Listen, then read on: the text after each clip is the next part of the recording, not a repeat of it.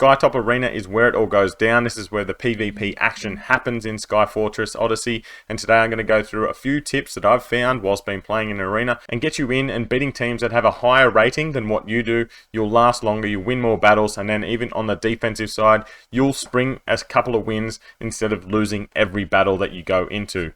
So I'll start off in the lineup, and at my attack squad, it is going to be just a smidgen different to what PvE is. Again, there's still going to be different variations of what you like to play, but this is what I've found works best for me. So at the front, I have Ling. I like to use her over Burnhild because she does more damage. Her attacks do so much more damage, especially the ultimate skill when you get the blue orbs, and it really sets you off to a much better start. Burnhild is very good, and I reckon comes in a close second because she does whip up those shields, which really help you out a lot in defending those incoming attacks.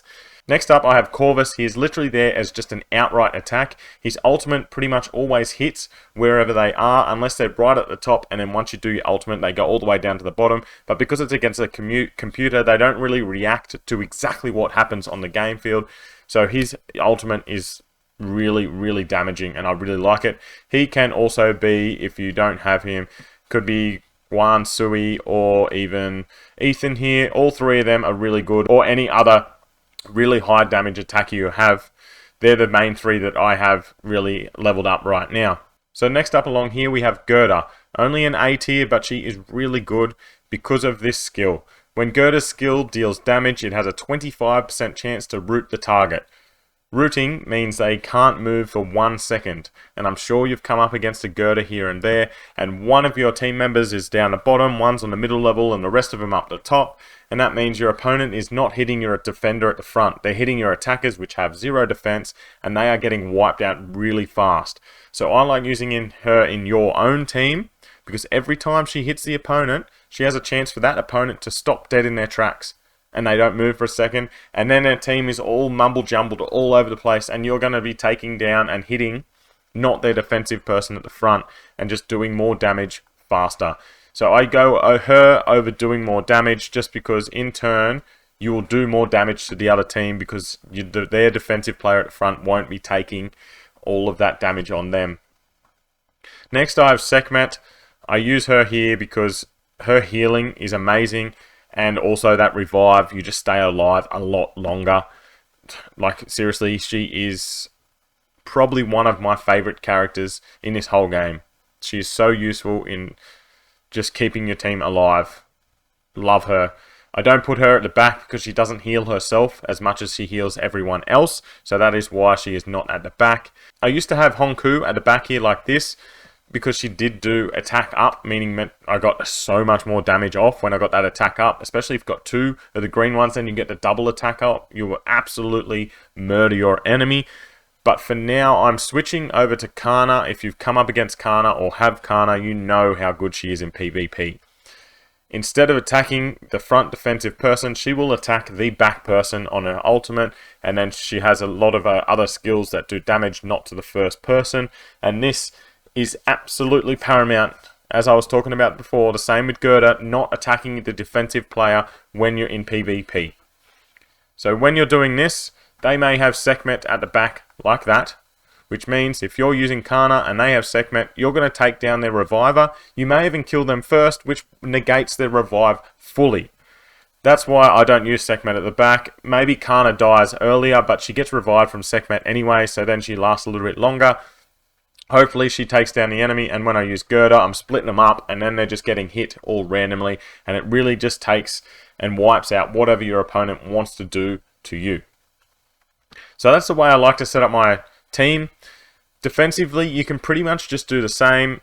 If you really wanted to, though, you may even put 2 defensive people. You might put Burnhild at the front and get rid of Kana, just because your computer isn't as good as what you are reading what's happening on the game field, and if they split up, then you have double the chances of your defensive player getting hit rather than just you, and then once you split up, going all the way back down to the bottom, all the way up to the top, which I'll show in a game very soon.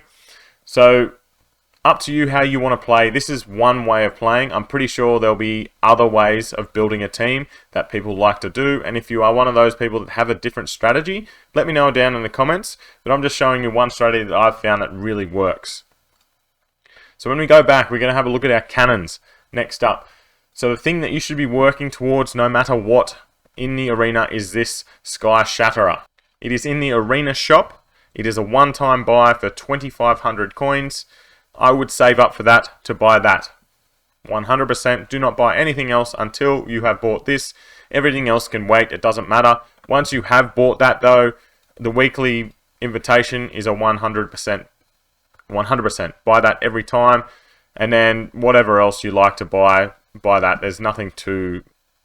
You should nearly be able to buy out the shop every week if you do all your battles.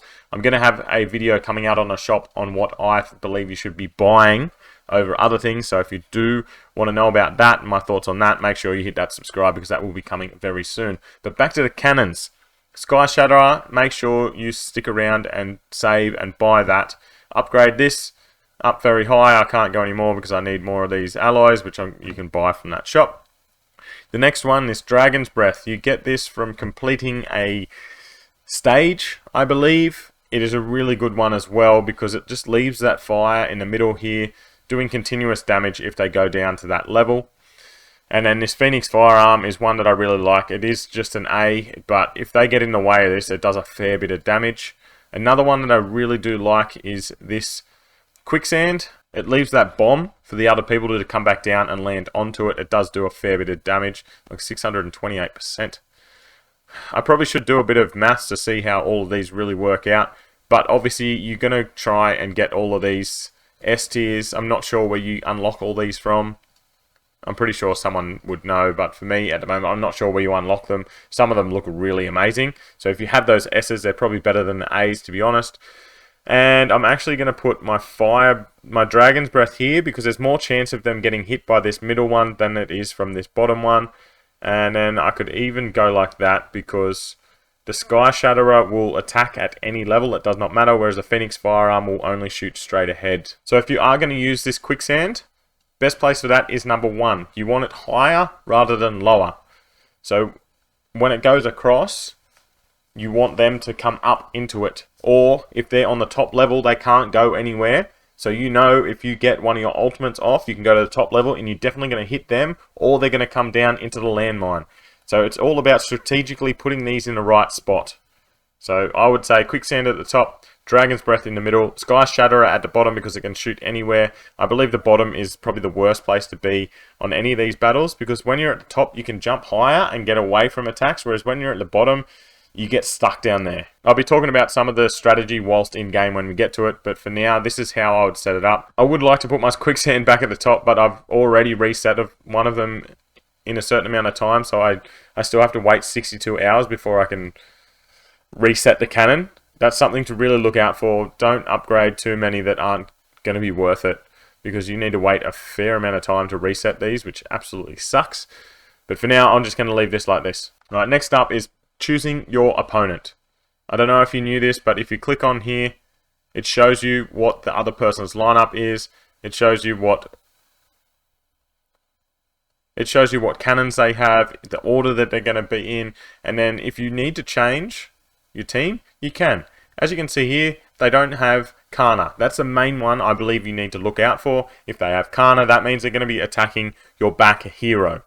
If they don't have Kana, cool. It does not matter who your back hero is because all of these are pretty much going to be hitting your front hero. I don't know what she does exactly because I don't have her.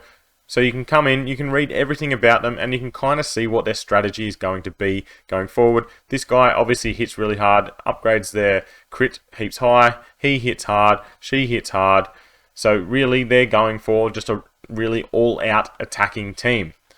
But these three do not have much health. They will die fast. So that's why my Gurner's in there to really slow her down and then attack the others if they get singled out. As we go down, this one at the bottom, look, they've got Kana. So I may have to flip my team around just a little bit because I know that she's going to be attacking my back hero. Maybe I bring in another defensive hero instead of Kana, so then she's just going to be attacking my Burnhild at the back. Maybe you look even further and go, look, they're only level 47.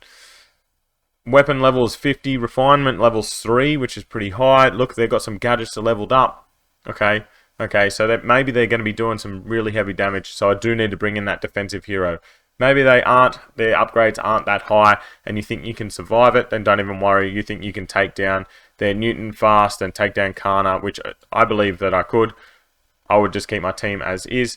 There's obviously the base way of just looking 7,200, 7,200. That's going to be a very close one. 6,900 to 7,200. I got a bit of an edge there. Very weird though, going into this team and actually having a look at their people. They have no gadgets on at all. Zero. I have no idea how they have a rating of 6,900 with no gadgets on it at all. My team has gadgets on and none of them are leveled up. Compared to this team, they have all level 5 or level 10 gadgets. Yeah, their weapon levels aren't that high, but this other team wasn't. So those numbers aren't always the be-all and end-all. That's what I'm trying to tell you here. You need to go in, have a look at the enemy's team. If it's going to be close like this, obviously you do get one attempt refresh, but it's better off looking at one here that you may be able to beat, because if you refresh, then there might not be any you can even come close to. So we're going to go against this sleepy one here, challenge. I've just left my team the same as is. So when you first come in, obviously you can jump up and down and do whatever you want before it starts. What I like to do is go all the way to the top and start the battle at the top. When the timer gets down to a minute 20, I jump up to try and hit that first ultimate attack, and then I go down to the bottom to try and get the second one. If I miss that, that's when I've got to go up and get away from the opponent, because I do not want to be hit by any ultimates. And then we just play it by ear. We go down for ultimates, we come back up to get away. If we do see that someone gets stunned and is stuck in the same spot on your team, you need to go up and down and pick them back up and get them back into your team. You do not want stragglers. That is where they pick apart your team and you get absolutely slaughtered. As you can see here, they got their ultimate off. I like standing at the top, so then I can jump up out of the way of that ultimate. And again, you can see here, Ling is still alive, but their middle heroes are gone. That is because of Gerda. 100% because of her. She has pulled them apart. They have jumped out of rhythm, and I've hit their middle players rather than hitting their front player. That one went really well. Really, really well. We're going to go again. I'm just going to watch the enemy's team a lot more than I do mine. That one I watched my own a fair bit because I knew that I was going to get a bit held up and out of sync. So look, a minute 20, we missed that one, missed that timing a little bit, but we still got the ultimate. We go up to the top, we grab that ultimate as well. Now we've hit both ultimates, and that is probably the best start you can have. And then if you get the first two ultimates, you should be well on your way to taking them down. As you can see, we've gone out of sync. We come all the way back down to the bottom, and now we go back up to the top to start again. You need to watch this one when you get upside down. I still like being at the top. Sometimes, yeah, look, they're out of sync, but we missed it. I kept on hitting their burn healed. Look at this. Bang, bang, bang. They're just sitting across from me, and I'm absolutely smashing their middle players because Burnhild is on the level below. And that is, I've taken one of their attackers out. And once one of their attackers is out, oh no, we've lost one as well. It just gets a lot harder for the other team to get ultimates when their attackers are gone. And look at that, they've come back and beat me. That was not a very good one to show, but there you have it. It's not always perfect. I should have looked into it a little bit more. And look, if you do lose, go and have a look. Look, they had two defenders at the front with Sekhmet and these two at the back. My team should have done very well because I was using Kana to try and hit the back. But this defensive style of team is again very hard to beat, and that's why I should have probably looked into it and done a little bit more. But if you do lose to someone that's about the same, I'd suggest go and have a look at their lineup like this. You may learn something. Look, I should have looked at it first and noticed there was two defenders and kind of restructured my team just a little bit. But now I look at this team and go, maybe I might try a double defender at the front, Sekhmet as healer, and these two at the back for teams that don't have Kana. Obviously, there might be other people that attack the back. I don't know everyone's attacks that well just yet, and this is how I'm going to learn their attacks a lot more. Like, Newton seems to do a lot of damage. Again, they don't have any gear here. I don't understand how people don't have gadgets on. Unless it's not showing me for some reason. But like, I should be beating these people. Weapon level 50, refinement level 1. nearly all of mine are better than this. My levels are higher. Anyway, there's a few tips to hopefully get you a little bit better in Arena. Build your team correctly, have a look at your opponent, get the right cannons in order, and the main thing, just have a look at the rating. If they're like 10,000 higher than you may still beat them. You probably won't though. It's getting just a little bit too far, especially if you're a lot lower than where I am. If you're down at like 30,000 rating, if they're at 40, you probably got no chance at all. But every time you battle, try and learn one thing from the opposition and try and get better every turn. And at the start, always try and go and get one of those ultimates off the bat. If you see your opponent go right up to the top, you might even go down to the bottom and try and win that one. But from what I've played, you can win the top and the bottom if you play it well enough. But that is about it for today, guys. Hopefully you've learned something, and I see you soon.